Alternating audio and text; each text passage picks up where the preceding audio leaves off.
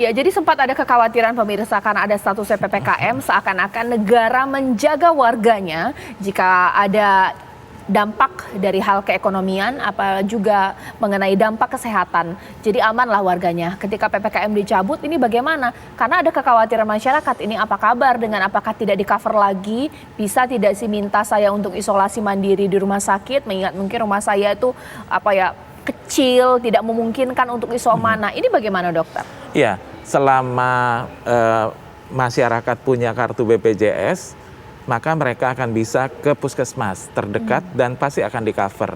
Nah, yang repot kalau mereka belum ikut anggota BPJS. Biasanya akan ada JKN dari kelurahan yang meng-cover. Jadi bisa dirawat juga. Nah, yang berikut, sekarang ini memang kita melihat pasien itu sangat ringan kasusnya di mana pilek dan batuk. Tetapi ada tetapinya.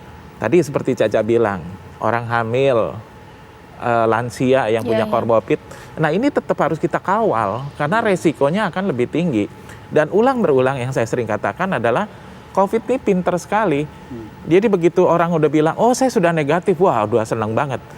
Nanti post COVID-nya dia bisa jadi jantungnya bengkak, kemudian kencing manisnya jadi naik, darahnya jadi darah tinggi. Nah, itu yang harus kita sadari bahwa COVID ini berbahaya sekali. Itu yang kita harus sadari. Jadi jangan begitu PPKM level 1 dibebaskan, wah udah aman nih nggak usah pakai masker, nggak usah pakai hand sanitizer. Nah, itu yang harus kita benar-benar mengajarkan ya Pak ya, sesuai untuk ke masyarakat untuk menyadari hal itu. Oke, Pak Trubus, biasanya kan ketika ada kebijakan besar, implikasi aja kebijakan turunan. Dengan dicabutnya PPKM, sekiranya kebijakan di daerah terkait penanganan COVID-19 akan melemah tidak sih? Karena ya instruksi pusat saja sudah dicabut, jadi daerah juga lepas tangan juga untuk kesehatannya, tenaga kesehatannya, dan lain-lain. Iya, saya melihat memang makin lemah memang. Karena apa? Karena otomatis ini kan perda maupun aturan-aturan di daerah itu semuanya dibatalin semua, artinya dicabut semua. Karena sudah dicabut berarti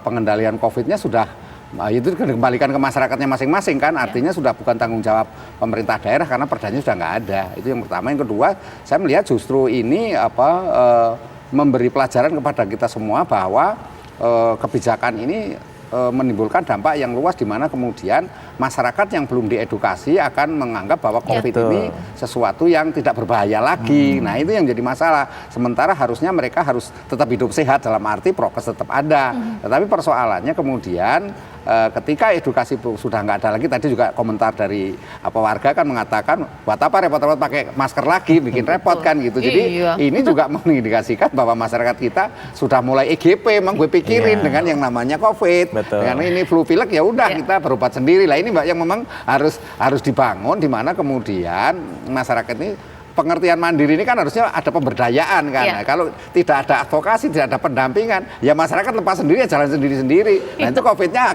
akan bermutasi lagi saya. Tapi saya juga penasaran nih, bapak-bapak ini ada bersama saya di sini, bahkan saya di sini. Ini apa karena memang khawatir, karena memang angka COVID ini masih mengkhawatirkan, atau memang harus berada di Jakarta ya? Karena memang masyarakat ini sudah ada di Puncak, di Bandung, di Bali, bahkan di Yogyakarta. Nah, kita ke Yogyakarta yuk untuk melihat bagaimana situasi di Jogja. Pengen ke Jogja sebenarnya pemirsa. Budi Zulkifli siap mengabarkan dari sana. Mudah-mudahan saya termanjakan untuk laporan suasana di Jogja. Bagaimana Budi? Silahkan. Iya Caca, malam ini kami berada di kawasan titik 0 km kota Yogyakarta, di mana kawasan ini mulai dari sepanjang Tugu Palputi Jogja, kemudian jalanan Malioboro sampai ke titik 0 km ini.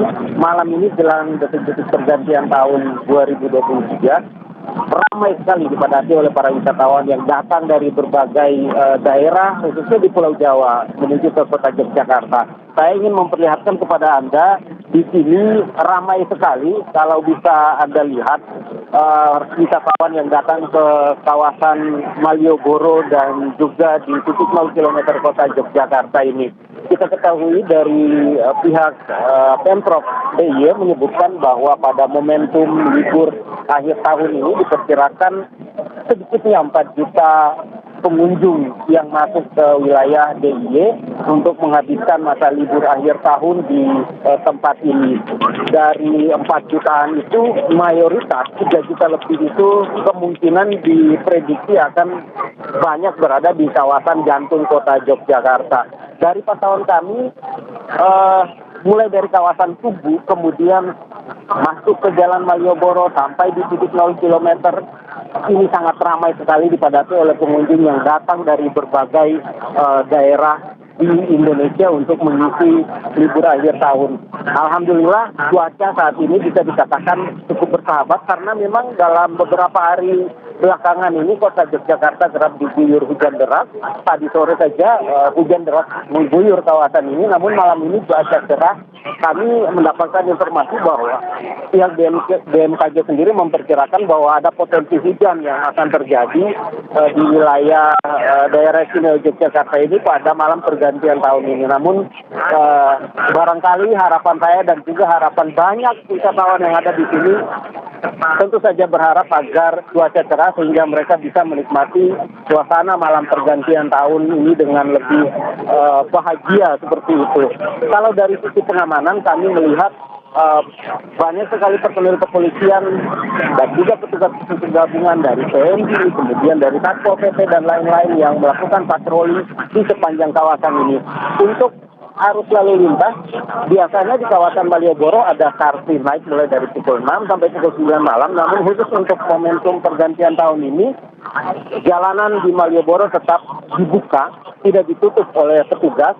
Ini untuk mengantisipasi kemacetan karena kalau ditutup total kawasan Malioboro ini dari arus kendaraan, diperkirakan jalanan-jalanan lain yang berada di sekitar kawasan ini akan dilanda kemacetan yang lebih parah begitu, sehingga kendaraan-kendaraan yang melintas di kawasan Malioboro ini tetap dibiarkan saja masuk sampai pada momentum pergantian tahun nanti. Seperti pada tahun-tahun sebelumnya, daerah-daerah di kota Yogyakarta ini yang selalu ramai dengan kunjungan masyarakat menanti detik-detik pergantian tahun itu, kalau bisa saya sebutkan ada di Tugu Yogyakarta, kemudian di sepanjang Jalan Malioboro, ramai sekali, dan juga di kawasan titik 0 km.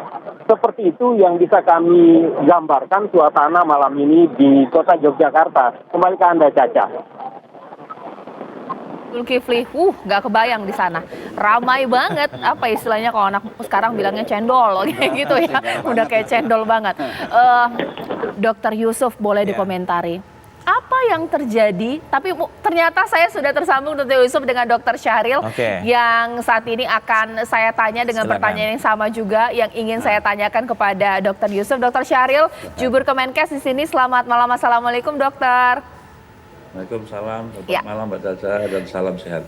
Baik dokter, kalau tadi kita sudah sempat berbincang, bahkan laporan dari rekan-rekan saya mulai dari di Taman Mini, di Yogyakarta, euforia itu terlihat. Dokter, apa yang akan dilakukan oleh Kemenkes jika akan ada peningkatan kasus pasca tahun baru? Karena ini momennya pas, malam tahun baru, PPKM dicabut. Masyarakat itu begitu antusias, kerumunan di mana-mana. Dokter. Ya, satu sisi kita bahagia, gembira karena suasana ini sudah sangat lama kita nantikan, 3 tahun, bahkan sebelum pandemi kita pun seperti ini. Nah, hanya saja Bapak Presiden mengingatkan, ya PPKM dicabut berarti yang dicabut adalah pembatasannya saja ya. Pembatasan kegiatan, boleh dia berkumpul, berkerumun ya gitu ya. Hanya saja diingatkan kita masih pandemi loh. Jadi protokol kesehatan ya tetap dijalankan saja gitu loh ya. Nah, jadi harus wise betul bahwasanya pandemi atau COVID ini masih ada di sekitar kita, dan mudah-mudahan walaupun kita berkerumun, kemudian kita bergembira bersama keluarga di sini, kita terproteksi ya, salah satunya dengan upaya protokol kesehatan yang memang kita jalankan. Ya, baik dokter. Dokter, sebenarnya kalau himbauan dari Kemenkes untuk menikmati malam pergantian tahun baru, ini harusnya seperti apa sih? Ke saya Pak ya? Iya, Dr. Syahril, bagaimana dari Kemenkes himbauannya? Ya, himbauannya seperti yang saya katakan tadi, kita bergembira bersama supaya imun kita juga meningkat, ya, cuman pembatasan dengan cara protokol kesehatan. Intinya itu saja. Yang kedua tentu saja harapannya untuk ke depan vaksinasi ini menjadi bagian dari kita menuju mengakhiri pandemi ini. Jadi malam ini silakan berbahagia, bergembira bersama dengan seluruh keluarga dengan aktivitas yang memang sudah dilonggarkan betul oleh Bapak Presiden untuk kita nikmati bersama-sama. Oke, kalau untuk apa ya, petugas yang bersiap untuk fasilitas kesehatan, tenaga kesehatan dalam mengantisipasi lonjakan kasus akibat PPKM dicabut ini sesiap apa, dokter? Oh iya, kita mempunyai 6 strategi di dalam mengawal berakhirnya pandemi ini menuju endemi. Salah satunya apabila terjadi lonjakan kasus, apa yang harus kita lakukan? Kita sudah menyiapkan infrastruktur baik dari puskesmas, kemudian sampai ke rumah sakit, laboratorium untuk melakukan ini. Termasuk Wisma Atlet tetap kita siagakan apabila terjadi lonjakan kasus yang signifikan. Kemudian tentu saja SDM ya kita siapkan untuk menangani kasus apabila terjadi lonjakan. Tapi kita berharap tidak Pak ya, karena imunitas kita sudah 98,5% dalam survei. Kemudian juga angka-angka parameter yang menjadi parameter pengendalian COVID juga masih dalam pengendalian dari kita semua, Pak. Oke, dokter, ini yang juga ditanyakan oleh masyarakat. PPKM dicabut tapi masih ada aturan yang sebenarnya ada di aturan PPKM. Contohnya pakai masker, bahkan juga peduli lindungi dan vaksinasi booster. Nah ini seperti apa? Ini dipertanyakan masyarakat. Kalau memang harus vaksin booster, sebanyak apa dipersiapkan? Sebanyak apa posko-posko kemudian juga dibuka? Ini seperti apa, Dokter Syahril? Ya, terima kasih. Jadi supaya menjadi pemahaman bersama, jadi PPKM ini kan pemberlakuan pembatasan kegiatan masyarakat, Pak ya. Jadi kegiatan pembatasannya yang dilonggarkan, dicabut semuanya. Nah, untuk itu karena kita masih pandemi, maka upaya-upaya yang harus kita lakukan kewaspadaan yaitu satu tadi ya protokol kesehatan. Bukan otomatis PPKM dicabut, protokol kesehatan bebas ya Pak ya. Yang kedua, untuk mengawal mengakhiri pandemi ini yaitu bersama-sama vaksin untuk memberikan peningkatan kekebalan tubuh masyarakat. Jadi betul-betul kita membuat suatu proteksi yang luar biasa di samping protokol kesehatan maupun vaksinasi. Jadi kita ingin betul mengakhiri pandemi ini dengan parameter yang terkendali sekaligus ya kita bisa mencabut sebuah pemberlakuan pembatasan kesehatan masyarakat yang kemarin juga sudah dicabut oleh Bapak Presiden. Ya, baik. Mungkin sekarang saya ke Dr. Yusuf terlebih dahulu. Sekiranya hal ini bisa diterima tidak sih dokter, PPKM dicabut tapi masyarakat harus turut dengan aturan-aturan lainnya. Contohnya kalau naik kereta api harus vaksin booster. Banyak masyarakat, kok masih ada sih? Mungkin seperti itu ya? Iya, jadi saya sepakat bahwa kita tetap harus melakukan edukasi. Kenapa edukasi? Karena persepsi di masyarakat itu beda-beda. Ya. Persepsi PPKM level 1 dicabut, ada orang yang berpikir, oh sudah bebas pakai masker, berarti perlu dilindungi nggak perlu lagi. Nah itu yang salah. Jadi kalau saya tetap harus melakukan vaksinasi, tetap harus melakukan protokol kesehatan. Kata kuncinya itu untuk dalam perang melawan pandemi. Kalau kita nanti abai, resikonya bermutasi lagi, nanti repot lagi, persis seperti Prof. Amin katakan. Oke, Bisa sesaat terjadi lagi mutasi. nanti kita akan masih membahas hal ini nanti dengan Pak Trubus, bahkan juga Dr. Syahril. Jadi problem adalah ketat saja aturannya dengan PPKM, masyarakat abai. Apalagi PPKM dicabut. Apa kabar dengan vaksinasi, masker, dan lain-lain? Sesaat lagi di Apa Kabar Indonesia Malam. Ya, Pak Trubus, supaya tidak ada lonjakan kasus yang besar, pemerintah harus apa ya? Supaya masyarakat meskipun PPKM dicabut tetap taat prokes. Karena PPKM dengan ada sanksinya saja nggak taat prokes, apalagi dicabut. Bagaimana Pak Trubus? Iya, menurut saya ini memang pemerintah harus membuat kebijakan regulatif baru terkait dengan pencabutan PPKM ini gitu. Karena pasca PPKM tidak diberlakukan. Karena gini masalahnya, masyarakat kita itu sangat umumnya itu tidak disiplin gitu ya, sehingga kalau hanya berupa himbauan, berupa teguran, berupa arahan itu nggak akan dipatuhi. Cenderung mereka malah membangkang, abai, malah cuek bebek juga gitu ya, IGP emang gue pikirin. Karena itu memang pemerintah ketika PPKM ini dicabut harus tetap saja memberikan satu payung hukum agar masyarakat itu punya ini di lapangan punya pedoman gitu. Kemudian aparat di lapangan juga sudah tahu ada pedoman yang bisa dipakai, karena kalau tidak ini seolah-olah sudah dalam kondisi betul-betul new normal gitu. Karena kondisi normal ya orang nggak perlu lagi. Nah nanti ketika terjadi misalnya ledakan, itu kita tidak bisa bertindak apa-apa, ya kan, hanya mengendalikan gugus tugas COVID bisa apa ya, satu misalnya di pusat daerah. Yang kedua juga aturan-aturan selama ini mengenai vaksinasi misalnya, vaksin ini akan rumit karena apa? Karena ada putusan MA juga yang mengatakan vaksin itu pilihan, bukan satu kewajiban, jadi nggak diwajib-wajibin. Nah, sementara dalam kondisi sekarang ini masyarakat itu melihat bahwa vaksin itu satu kebutuhan misalnya, pemerintah juga menyediakan fasilitas itu.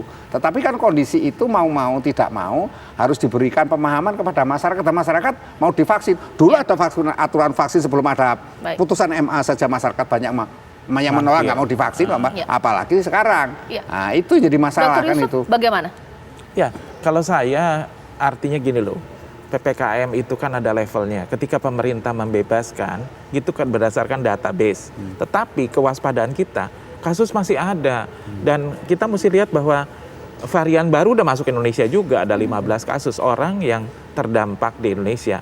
Nah, jadi protokol masker, menggunakan hand sanitizer menjadi bagian penting. Dan ulangi lagi, vaksinasi wajib. Saya tidak pernah kena COVID, promosi ini. Saya memang benar. Tapi saya tidak pernah abai. Saya sudah vaksin booster dan juga saya selalu pakai masker kemanapun saya pergi. Saya juga dok, belum pernah kena COVID, alhamdulillah. Jangan sampai. Sekarang kita ke Andi Kumala, ini dokter sudah ada rekan kami, Andi Kumala yang siap mengabarkan dari Makassar. Ini lengkap ya, dari Jogja sekarang Makassar untuk memantau kondisi di sana. Ternyata Andi Kumala belum siap di sini. Ternyata sudah siap pemirsa. Andi Kumala, Malah bagaimana situasi malam hari ini di sana? Silahkan. Ya Caca, memang saat ini saya berada di Pantai Losari Makassar yang biasanya menjadi pusat perayaan Tahun Baru. Namun tahun ini memang tidak ada perayaan di Pantai Losari Makassar. Ini berdasarkan himbauan dari pemerintah Provinsi Sulawesi Selatan dan juga pemerintah Kota Makassar yang meniadakan perayaan Tahun Baru di tahun ini dan menghimbau kepada masyarakat untuk melakukan perayaan atau mungkin menikmati malam pergantian tahun di rumah masing-masing dan juga dihimbau untuk berzikir bersama dengan keluarga. Ini dikarenakan cuaca ekstrim yang melanda Kota Makassar beberapa pekan terakhir menimbulkan sejumlah wilayah dilanda bencana seperti bencana banjir, tanah longsor, kemudian kapal tenggelam dan juga baru-baru ini terjadi musibah kebakaran di Pasar Sentral Makassar. Karena itu pemerintah kota maupun pemerintah provinsi meniadakan perayaan Tahun Baru untuk bersimpati dan berempati terhadap bencana yang melanda sejumlah wilayah di Sulawesi Selatan. Namun memang sejumlah masyarakat masih ingin menikmati suasana malam Tahun Baru ini dengan menghabiskan waktu di sepanjang Pantai Losari karena kita ketahui bahwa Pantai Losari ini terkenal dengan pusat kulinernya.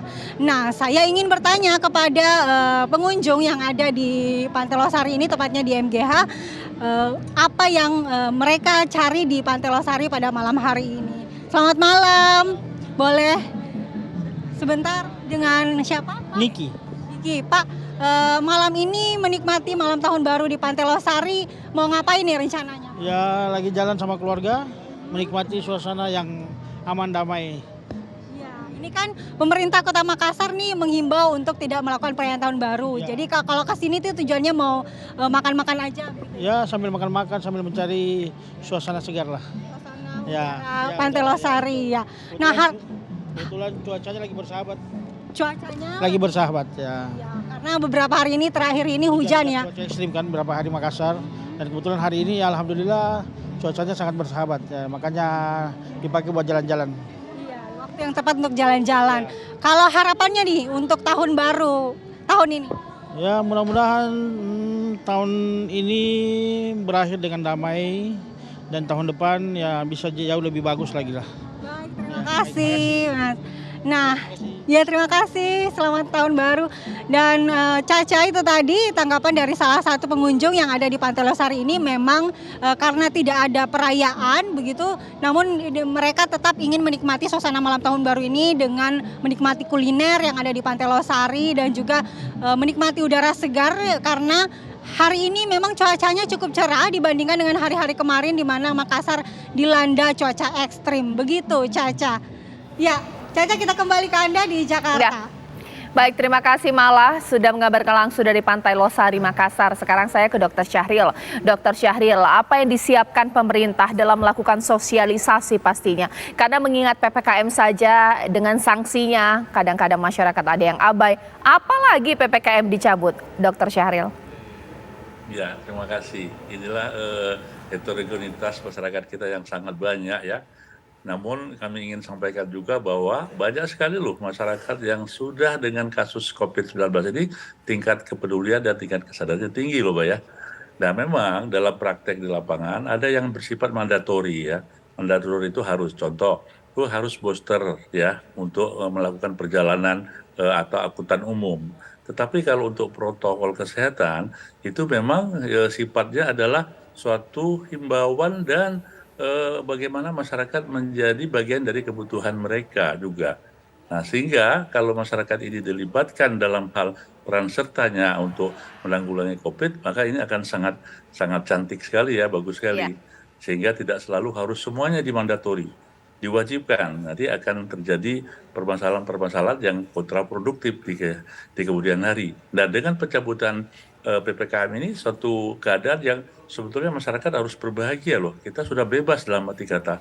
Hanya saja betul Dr. Yusuf tadi mengatakan masih ada COVID ini. Ya beberapa negara masih ada subvarian baru yang meningkatkan kasus. Nah kita harus berhati-hati untuk menjaga parameter yang sudah terkendali tadi. Yaitu dengan cara apa? Ya dua saja. Yaitu protokol kesehatan maupun dengan vaksinasi gitu Mbak Caca ya. Iya, tetap optimis ya Dr. Syahril. Terima kasih Dr. Syahril, terima kasih Dr. Yusuf, Pak Trubus juga terima kasih. Mungkin apa kabar Indonesia Malam, seluruh kru yang mengucapkan kepada Anda meskipun masih berapa jam lagi ya, tapi selamat tahun baru. Kita songsong tahun 2023 dengan semangat baru dan pastinya semangat prokesnya jangan kendor. Saya Caca Anissa menutup apa kabar Indonesia Malam. Selamat malam, sampai jumpa tahun depan.